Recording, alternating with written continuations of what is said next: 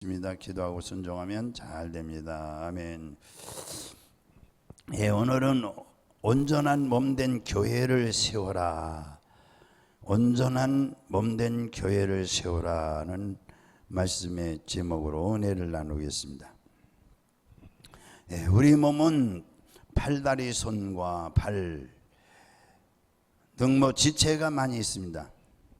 이러한 지체들은 우리가 생활하는 데 있어서 꼭 필요한 것들인 것입니다. 손이 있어서 일을 할 수 있고 발이 있어서 몸을 이동시킬 수 있습니다. 그런데 우리 몸은 이러한 손과 발 그리고 다리 말고도 필요한 지체들이 참 많이 있습니다. 하지만 우리 몸에서 필요 없다고 생각되는 것도 있습니다. 바로 코딱지나 귀지 같은 것.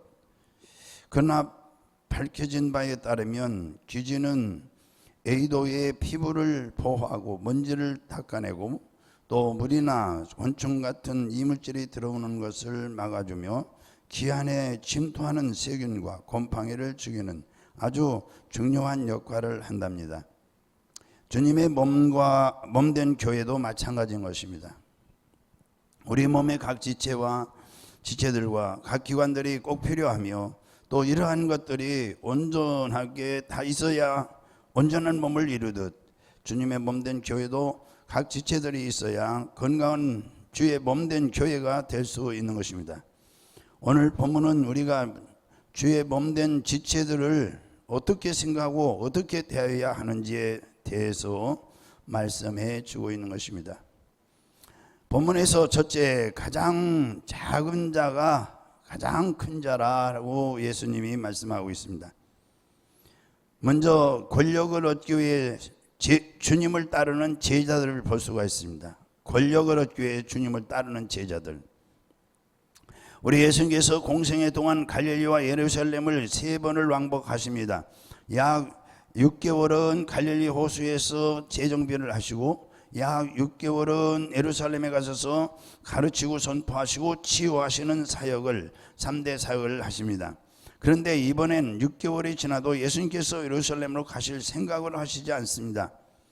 그렇게 약 1년 가까이 갈릴리에서 지내시다가 예수님께서 제자들에게 다시 예루살렘으로 가자고 말씀하십니다. 드디어 예루살렘으로 향하게 된 제자들은 생각했습니다. 무슨 생각이 있을까요? 이번에 예루살렘으로 가면은 예수님께서 뭔가 대단한 일을 하실 거라고 생각한 것입니다. 그토록 기다렸던 이스라엘의 해방과 자신들의 권력 지위의 획득을 기대하기 시작한 것입니다. 그래서 제자들은 서로 높은 자리를 두고 다투었습니다.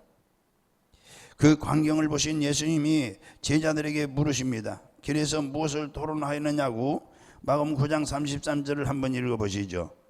우리 9장 33절. 가버나움에 이르러 집에 계실새 제자들에게 물으시되 너희가 길에서 서로 토론하는 것이 무엇이냐. 이렇게 물으시니까 제자들은 한 명도 대답을 하지 못합니다. 자신들의 속내를 들킨 것 같은 부끄러움이 있었을 것입니다. 하지만 예수님께서는 제자들의 잘못된 마음을 아셨고 또 그러한 그들의 스승되기에 다시 한번 가르쳐줄 필요성을 느꼈습니다. 여기서 먼저 우리 예수님의 말씀을 보면은 가장 낮은 마음으로 섬기는 자가 주님의 제자라고 가르치고 있습니다. 스승과 제자, 예수님과 제자들 우리가 한 번쯤 생각해 볼 필요가 있습니다. 제자는 스승의 뒤를 따라 계승받는 것입니다. 그의 산과 그의 사상과 그의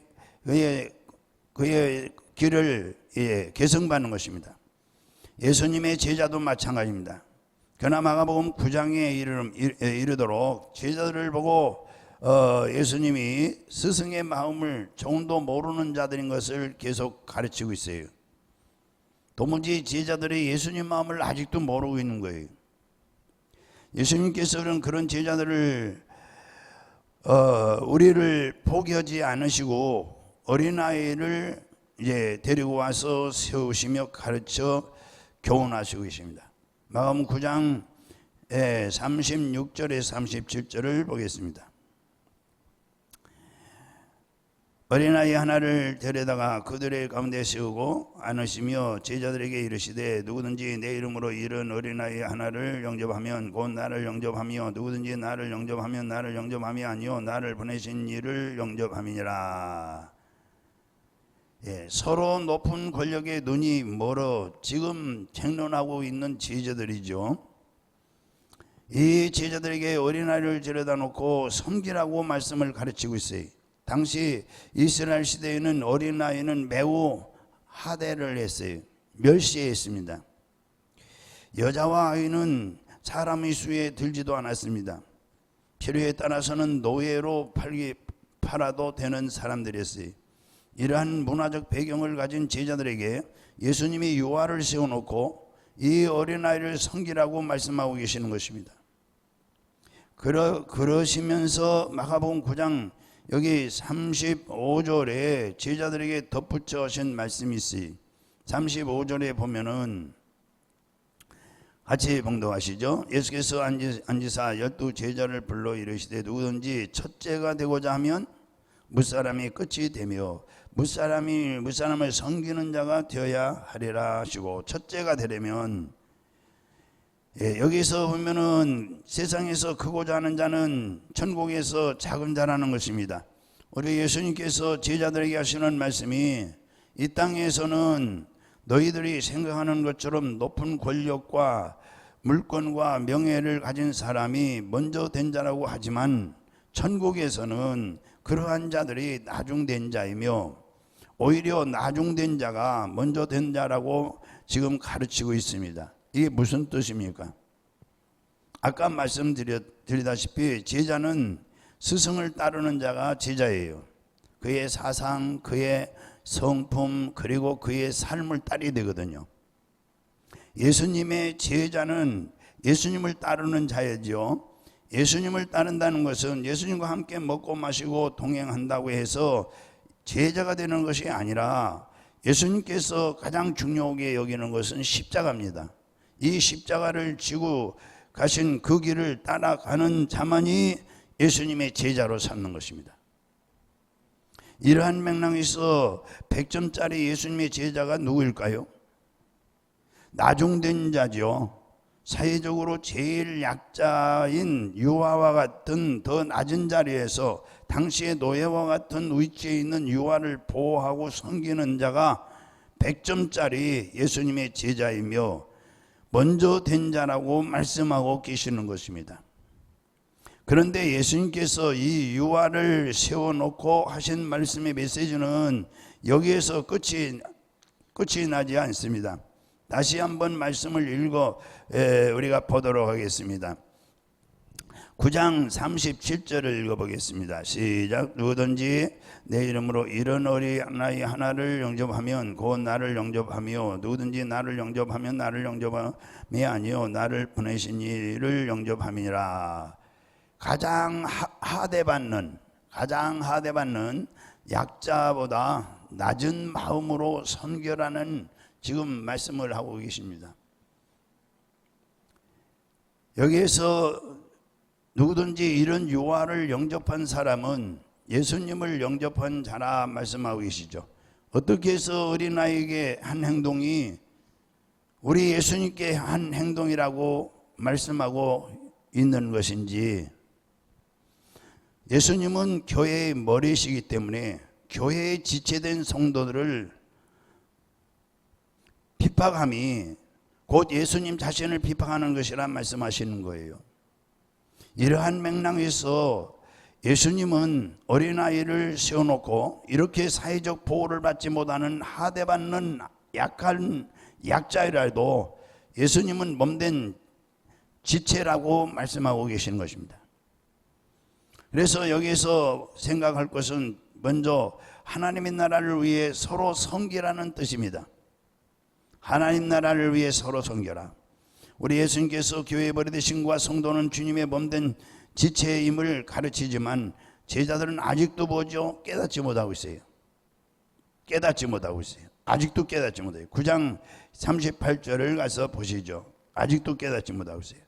시작. 요한이 예수께 여짜오되 선생님, 우리를 따르지 않는 어떤 자가 주의 이름으로 귀신을 내쫓는 것을 우리가 보고 우리를 따르지 아니하므로 금하였나이다. 예. 여기서 보면은 요한은 예수님께서 당신의 제자들에게 주신 그 귀신 쫓는 권세를 군중들 중 한 명이 지금 행하는 것을 보았습니다. 그리고 이 귀신을 쫓아내는 어떤 자에게 너에겐 이 귀신을 쫓는 권세를 행할 이 권세가 없다. 귀신을 쫓을 권세가 없다. 그러면서 금지시켰어요. 예수님께서 제자들을 세우신 이유 중에 하나가 뭐죠? 복음 전파하고 3대 사역이죠. 이 귀신 쫓고 병든 사람을 고치는 거죠. 이 귀신의 그 귀신을 쫓을 권세를 주시기 위해서 불렀다고 그랬어요. 마태복음 10장 1절에. 그래서 제자들이 아닌 다른 어떤 자의 이 귀신 쫓는 이 일을 인정하지 않았던 것입니다. 더군다나 제자들은 앞에 부분에서 보면요, 한 아이가 뭐죠? 귀신 들렸을 때 그 아버지가 아이를 데리고 왔는데 귀신을 쫓았어요? 못 쫓았어요? 못 쫓았죠. 그래서 귀신 쫓는 사역에 실패한 경험이 있어요, 제자들은. 그런데 자기들보다 더 귀신을 더 잘 쫓고 아주 능하게 감당하는 것을 보고서 더욱더 마음이 불편했어요. 그러한 그들에게 예수님께서 마가복음 9장 40절에 가서 보겠습니다. 우리를 반대하지 않는 자는 우리를 위하는 자니라. 우리 예수님이 그러시죠. 우리를 반대하는 자가 아니라면 우리에게 소속되지 않은 자라 할지라도 우리를 위하는 자라 말씀했어요. 예수님처럼 가르치고 선포하고 치유하는 사역을 하는 것은 하나님 나라를 세우는 사역으로 아무리 제자들 무리에 속하지 않은 예수님을 쫓는 군중이라 할지라도 그렇잖아요. 하나님 나라를 세우는 자라면 함께 동역하는 주님의 몸된 교회의 지체임을 말씀하고 있는 거예요. 이것이 오늘날 말하는 유기적 교회 또 유기적 공동체, 그렇게 신학적으로 말하고 있습니다. 예수님께서 시작하신 하나님 나라죠. 예수님은 마가복음 9장 41절에 가서 우리 한번 읽어보시죠. 누구든지 너희가 그리스도에게 속한 자라 하여 물 한 그릇이라도 주면 내가 진실로 너희에게 뭡니까? 결코 상을 잃지 않으리라. 물 한 잔도 당시 유대인들에게는 가장 기본 중에 기본입니다. 물 한 잔으로 섬겼다고 말하면 부끄러울 만큼 기본적인 일이에요. 그럼에도 불구하고 주님은 그것을 꼭 기억하시고 결코 상을 잃지 않겠다고 말씀하고 계시는 거죠. 주님이 그렇듯이 우리도 우리를 향한 작은 손길, 이 경히 여기지 말아야 된다는 얘기죠. 예. 귀하게 여김으로 섬김으로 환대하여야 될 줄로 믿습니다. 할렐루야. 그리고 오늘 본문에서 보면은 그리스도인은 세상의 소금이라고 주님 말씀하고 있습니다. 세상이 뭐라고요? 소금. 그리스도의 십자가로 다시 시작된 하나님의 나라의 평강인 것입니다. 오늘 본문에서 십자가로 하나님 나라에 시작되는 거예요. 마가복음 9장 50절 우리 가서 또 읽어보시죠. 9장 50절. 소금은 좋은 것이로되 만일 소금이 그 맛을 잃으면 무엇으로 이를 짜게 하리요? 너희 속에 소금을 두고 서로 화목하라. 예. 이 소금은 부패를 막는 것이 소금입니다. 부패. 세상에 지금 얼마나 부패 있습니까 지금. 우리가 뉴스도 믿을 수가 없어요. 믿는 거 진짜 바보예요. 얼마나 부패 있습니까 지금. 그러니까 코로나가 오는 거죠. 그리고 코로나가 잡아지지 않는 거예요. 영국, 미국이요. 그리스도의 십자가로 다시 시작한 하나님 나라에 여기에 이제 소금, 본 구절은 너희 속에 소금을 두고 서로 화목하라 그랬어요. 화목은 예수님께서 부활하신 후 제자들마다 찾아다니며 인사하신 평강과 같은 용어입니다. 같은 맥락이요, 같은 내용이에요. 누가복음 24장 36절에 부활하신 후 예수님이 제자들에 나타났죠. 거기서 예수께서 친히 그들 가운데 서서 이르시되 너희에게 평강이 있을지어다 그랬죠. 이 평강은 에덴 동산에서 하나님이 다스림으로 에덴의 모든 것을 가득 누렸던 축복이 바로 평강이었습니다. 그러나 죄로 인해서 이 평강은 깨어지게 되었고, 그러나 하나님은 우리를 깨어짐 가운데 두지 않으시고 예수 그리스도를 보내셔서 십자가에서 죽게 하심으로 우리의 죄 문제를 해결했습니다. 이 땅에 다시 하나님 나라가 시작되었기에 이제 평강을 누릴 수 있게 된 것입니다. 할렐루야. 주님께서 너에게 평강이 있을지어다 말씀하시면 바로 그 평강이 회복되었음을 선포하시는 것입니다. 주님의 십자가를 지심으로 우리에게 평강을 주었던 것처럼 우리도 자기 십자가를 지고 자기를 부인하면서 주의 십자가를 따를 때 우리 삶의 터전에서도 우리 가정에서도 잃어버린 평강이 회복될 수 있는 것입니다. 할렐루야. 다음에 여기 오늘 본문에서 보면은 이 자기 십자가를 질 때 세상이 하나님 나라로 변화된다는 것을 가르치고 있어요. 마태복음 5장 11절에 13절에 예수께서 소금을 그 맛을 잃어버리면 밟힌다. 사람들 발에 밟힌다고 말씀했어요. 소금이 그 맛으로 짜게 하는 것처럼 우리는 십자가를 질 때 세상에 잃어버린 하나님 나라의 뭐죠? 평강이 무엇인지 맛보게 되는 것입니다. 저는 항상 우리 성도님들에게 주는 게 있어요. 여러분, 우리 평생 동안 어떻게 살아야 되겠어요? 평생 주를 위해 사시기를 주님 축원합니다. 정말 주를 위해서 살면은 후회 없는 삶이 복된 생인 것입니다. 아마 주를 위해 살지 아니하면 주님 앞에 서는 날 이를 갈며 슬피 울며 어둠으로 쫓겨난다고 마태복음 25장에 말씀했어요. 그러니까 평생 주를 위해서 살려고 작정하시고 오늘 예수님의 십자가를 지려고 작정하시기를 주님으로 축원합니다. 결론은 십자가의 길을 걸어야 할 우리가 그 길을 걷지 않는다면 마실 일은 소금일 뿐입니다. 마실 일은 소금은 이 땅에서 밟힐 뿐이에요. 이 땅을 변화시킬 수가 없습니다. 우리는 하나님 나라를 위해 영적 전쟁을 계속해서 싸워야 됩니다. 핍박을 받아야 마땅한 것입니다. 십자가를 져야 마땅한 것입니다. 그렇지 않으면 세상 속의 사망 권세에게 밟힐 뿐인 것입니다. 우리 모두가 온 열방이 주를 보게 되는 그날을 기다리며 주께서 이미 승리한 영적 전쟁에 참여해서 승리의 멸관을 받으시기를 주의 이름으로 축원합니다.